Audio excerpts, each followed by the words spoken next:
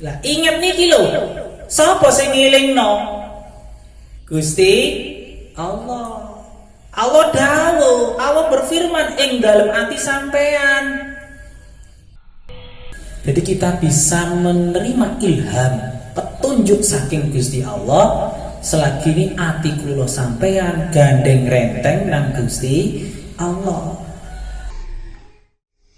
Bismillahirrahmanirrahim. Assalamualaikum warahmatullahi wabarakatuh. Alhamdulillahilladzi at'amana bi ni'matil iman wal islam. Rabbi shrah li sadri wa yassir li amri wahlul 'uqdatam min lisani yafqahu qawli. Wa bihi nasta'in wa la umuri dunya waddin wassalatu wassalamu ala asrafil anbiya'i wal mursalin sayyidina wa maulana Muhammadin wa ala alihi wa sahbihi ajma'in, amma ba'd. Alhamdulillah Rabbil Alamin. Kita panjatkan puja dan puji syukur kita kepada Allah Subhanahu wa Ta'ala. Berkat limpahan rahmat, taufik dan hidayahnya kita bisa bermuajahah di kajian kitab Hidayatul Ummah dalam keadaan sehat walafiat, tak kurang suatu apapun. Kedua kalinya salawat ma'assalam semoga tetap tercurahkan kepada junjungan kita Nabi besar Muhammad Rasulullah sallallahu alaihi wasallam yang telah memberikan kita suri tauladan ajaran berupa syariat ajaran agama Islam yang nantinya membuat kita selamat fid dini wad dunya hatta akhirat. Amin Allahumma amin. Jamaah pengajian Kitab Hidayatul Ummah rahimakumullah, marilah kita awali dengan bacaan suratul Fatihah. Mudah-mudahan Allah selalu senantiasa memberikan kita rahmat, taufik dan hidayahnya sehingga kita menjadi manusia yang beruntung fid dini wad dunya hatal akhirat. Amin Allahumma amin. Ala hadiniyah wa ala kulli niyatin shalih bisyailam wal Fatihah. A'udzu billahi minasy syaithanir rajim. Bismillahirrahmanirrahim. Alhamdulillahi rabbil alamin. Arrahmanir rahim. Maliki yaumiddin. Iyyaka na'budu wa iyyaka nasta'in. Ihdinas siratal mustaqim. Siratal ladzina an'amta 'alaihim ghairil maghdubi 'alaihim waladdallin. Amin. Monggo sareng-sareng pujian sifat wajib piye nggih. Allah wujud kidam baqa mukhalafatuhu lil hawadisi qiyamu bi nafsihi wahdaniyat kudrat iradat ilmu hayat sama basar kalam qadiran muridan aliman khayyan sami'an basiran mutakaliman. Bismillahirrahmanirrahim. Ilahi anta maksudi wa ridhoka matlubi. Duh pangeran kula panjenengan ingkang kula tuju, ridho panjenengan kula patosi.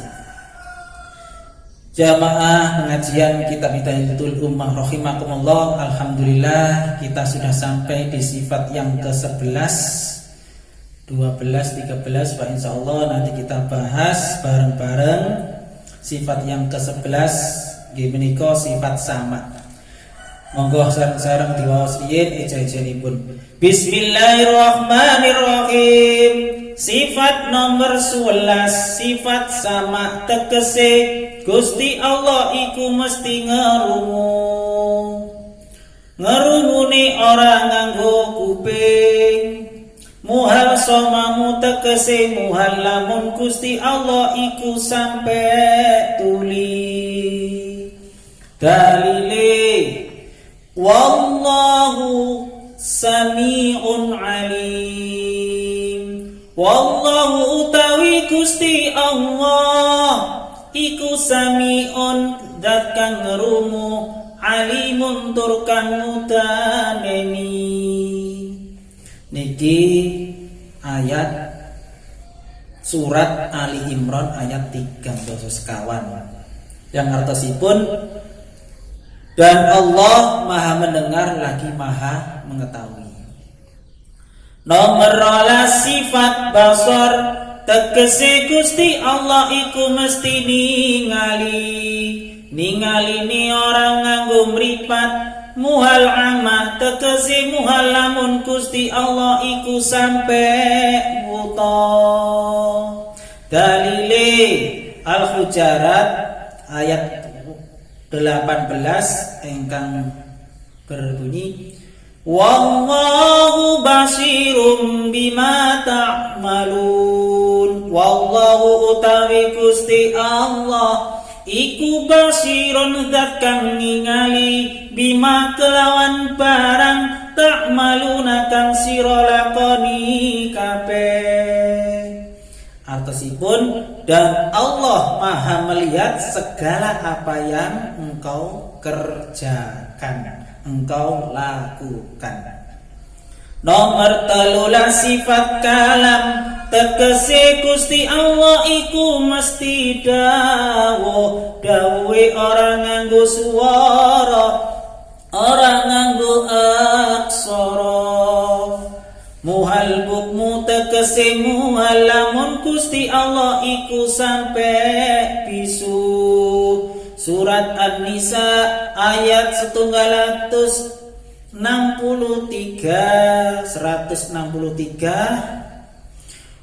wa kallamallahu Musa taklima. Wa kallama lan wis dawuh sapa Allahu Gusti Allah Musa ing Nabi Musa taklima kelawan dawuh kang saknyatane. Artosipun dan Allah telah berbicara kepada Musa, Nabi Allah Musa alaihissalam secara langsung wonten Bukit Tur Sina ingkang diabadikan wonten Al-Qur'an. Jamaah pengajian kitab Tauhid Hidayah Rahimakumullah, monggo sareng-sareng menenggelamkan hati di dalam ingat kepada Allah Subhanahu wa taala. Dados sifat nomor 11 niki Allah niku gak ada sifat sama. Allah niku ngerumu, tapi beda nih kali makhluk. Allah boten perlu yang namanya alat pendengaran, yaitu kuping. Nah, sifat sama niki kedah kula panjenengan kita yakini bahwa serahasia apapun, sesiri apapun suara di alam semesta ini Allah mendengar. Bahkan di dalam sifat ilmu kemarin Allah menjelaskan ya dalam surat Al-Imran ayat 119 ingkang berbunyi innallaha alimun bidatis sudur, sesungguhnya Allah maha mengetahui segala isi hati. Ing dalam hati mawon Allah semerat, di dalam hati Allah saja tahu betul, apalagi dinyatakan dalam bentuk lisan, dalam bentuk perbincangan. Nah, terus kalau kedah jenengan atos dumados kula lan sampeyan iki serahasia apapun, ucapan yang sifatnya terang maupun tersembunyi Allah mengetahui. Engkang nomor 12 sifat basar, Gusti Allah niku mesti ningali, melihat. Ananging akan tetapi boten sami kali makhlukipun yang membutuhkan alat berupa bola mata, dalam hal ini meripat. Muhal ama tegese muhal lamun Gusti Allah iku sampai wuta, botenlah mungkin Allah niku wuta. Wonten diterangaken wallahu basirun bima ta'malu. Dados segala perbuatan kita baik itu yang sembunyi-sembunyi di dalam kegelapan malam sehingga tak nampak seorang pun tahu, Allah mengetahuinya, Allah Maha melihat. Dados sifat basar niki menjadikan kita berhati-hati, hati-hati nalikane nglakoni perbuatan yang sifatnya berdosa, bersifat dosa. Dados niki dadi rem cakram bagi kita agar kita tidak melaksanakan maksiat walaupun itu dalam keadaan sembunyi. Sebab Allah mengetahui segala apa yang kita kerjakan. Lah, dari sifat basor niki kula sampeyan kedah harus bisa menjaga pandangan hati kita kepada selain Allah. Mangke kula terangkan lebih lanjut, ya napa sih tingkatan-tingkatan zikrullah niku? Dari zikir yang bilisani, nyebut-nyebut asmani Allah, kalimat-kalimat thayyibah bilisani kelang lisan lahir, lah enten malih bilisani qalbi ing dalem lisani ati, muni ning jerone ati. Ananging enten malih zikir sing luwih sirahasia nggih menika manapun panjenengan madhep marang dhati Gusti Allah. Lah saperlune kajian kitab Hidayatul Uman iki nggih wonten mriku. Dados ati kula lan sampeyan iki fokus dhateng dzatullah. Lah ya napa ingkang kedat riwari-wiri makhluk ing dalem ngajengi di depan mata kita nggih kita layani. Tapi hati mata batin kita, basira kita inilah yang terus fokus ke dalam dzatullah, kepada wajhullah ingkang sami kados kalimat doa iftitah nika sak badane takbiratul ihram, Allahu akbar kabira walhamdulillahi katsira wa subhanallahi bukratan wa asila inni wajjahtu wajhiya lilladzi fataras samawati wal ardh hanifan musliman wa ma ana minal musyrikin. Inna sholati wa nusuki wa mahyaya wa mamati lillahi rabbil alamin. La syarika lahu wa bidzalika umirtu wa ana minal muslimin. Tadi doa iftitah niku minangka pembuka bahwa kita betul-betul menghadap Allah, zat yang menciptakan 7 lapis langit, 7 lapis bumi, dan wa ma bainahuma, di antara langit dan bumi. Bangsul malih sifat basor. Dados sifat basor niki monggo kula yakini bahwa Allah niku melihat segala gerak-gerik isi hati kita, baik itu yang belum dilahirkan maupun sudah dilahirkan dalam bentuk kata atau perbuatan. Kan nomor 13, sifat kalam tegese Gusti Allah iku mesti dawuh. Dawuh niku napa sih? Dawuh niku nek cara makhluk niku artine ngomong. Lah berhubung ni Allah niku memiliki diksi kata. Napa sing sae dawuh atau berfirman. Nah, nek kula sampean ngene iki ngomong gak apa-apa. Nggih. Oh si fulan ngomong bicara. Nah niki sing dawuh sing ngomong niki Kanjeng Nabi biasane pun ndamel kata dawuh. Nah ini Allah nggih sami ndamel kata dawuh utawa berfirman. Nah bentuk kata penghormatan. Sifat kalam tegese Gusti Allah iku mesti dawuh. Dawuhe ora nganggo swara, ora nganggo aksara. Dados Allah dawuh dumateng sedaya para nabi, para rasul niku wasilah, ndamel wasilah menika malaikat Jibril. Napa mboten saged Allah dawuh langsung nang para anbiya wal mursalin lan para makhlukipun nggih saged. Nggih saged tanpa wasilah. Nggih atau perantara. Memang Allah membuat desain seperti itu nggih. Jadi para anbiya wal mursalin iki didesain, dididik melalui perantara malaikat Jibril. Nah, Lah dawuh lan apa dalam contoh Quran. Quran iki lan apa kok bil lughatil arabiyyah, memakai bahasa Arab nggih. Sebab wahyu firman Allah selalu disesuaikan dengan bahasa umat Nabi tersebut. Dados Nabi Ibrahim damel bahasa Ibrani. Ya. Dados disesuaikan dengan bahasa kaum Nabi diutus tersebut.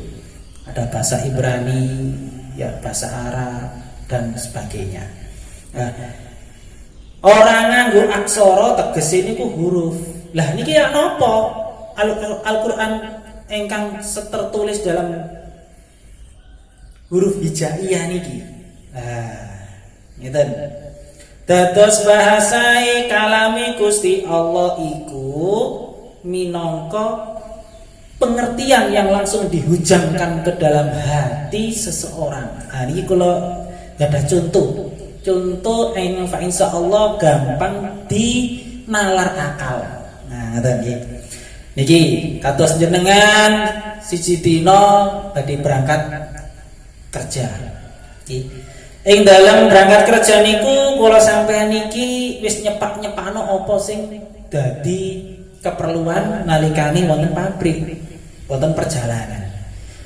Ya gak lali dompet, KTP ini, STNK nggih ya. Lan mungkin bontotane. Nggih. Lan mungkin ID card nalikane tutup pabrik. Dilala Gusti Allah niku wau sampean berangkat mantun sarapan ngarep. Nggih. Mantun sarapan kenyang wis berangkat pamit ya nang bojone ya nang anake, Pak Bu berangkat ya berangkat tutuk dalan lampu merah eling nek ID KT kartu sing digawe mlebu nang pabrik kari. Loh, dados kari niku mau lho, nduk lampu merah iku moro-moro eling. Atau tiba-tiba ingat. Lah, ingat niki lho. Sapa sing ngelingno? Gusti Allah. Allah dawuh, Allah berfirman ing dalem ati sampean. Nalikane ana lampu merah iku mau Allah menghujamkan satu firman di dalam hati kita, ya kita sebut ilham. Ya, ini cuma sekedar contoh, jadi menungso biasa kata kula lang sampean niki pikantuk ilham atau hidayah petunjuk. Loh, tiba eling nek ID KT kartune lali lah gawe iso mlebu nang pabrik. Dilala eling lah ilinge sampean nalikane kartune ID KT mau kari. Sapa sing elingno? Gusti Allah. Lah Gusti Allah niki langsung mengucapkan. Lah Allah dawuh nang ati sampean. Loh, ID cardku kari. Ya, dawuh iki lho, mboten enten suarane, kok mboten kontes. Fulan, ID cardmu kari. Lah ya nek ana swara kaya ngono jelas sampean tolak-tole lampu merah. Sopo iki, Mas? Suarane sapa? Ya, pasti tolak-tole. Apa maneh nek seandainya iku mau kok dalu-dalu. Ya, marono swara. Dompetmu kari. Lah kira-kira sampean paling keplayon. Nah, makanya awak dawuhe orang nganggo swara. Lah nek nganggo swara lah ya nyuwun sewu, maaf sama dengan makhluknya. Lah kados kula ngeten iki wicanten ngomong nggih berbicara niki ana swara, nilane mboten swara lah jenengan mboten saged ngrungokaken. Lah ya napa? Ora nganggo aksara. Nah, aksara niku huruf. Ya manalah mungkin jenengan wau ID KT kari dadan ana tulisan. Ya. Tulisan yo ngarepe mripat. ID ketmu kari. Ana tulisan mlaku kaya iku. Ya, salah melayang. Nah, otomatis kan ya mboten ngatos mekaten. Ya.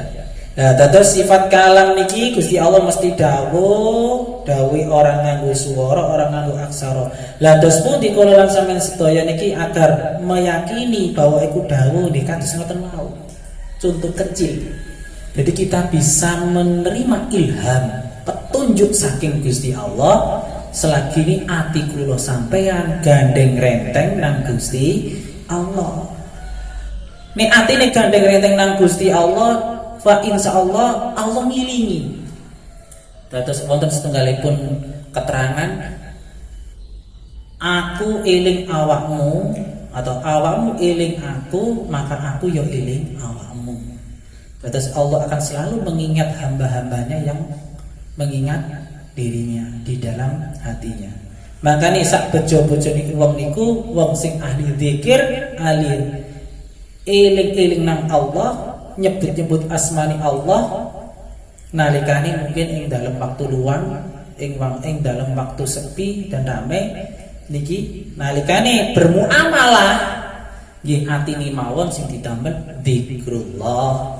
Nilisane niki didamel muamalah ngedoli wong, berbicara sama keluarga dan sebagainya, tapi atine niki tetep madhep jejeg marang Gusti Allah. Nggih angel Ustaz eling Allah nggih kali ngomong ngoten niku nggih kedah belajar kedik-kedik nggih mboten saged langsung melampah berjalan eling. Wis kados ngeten mawon lho.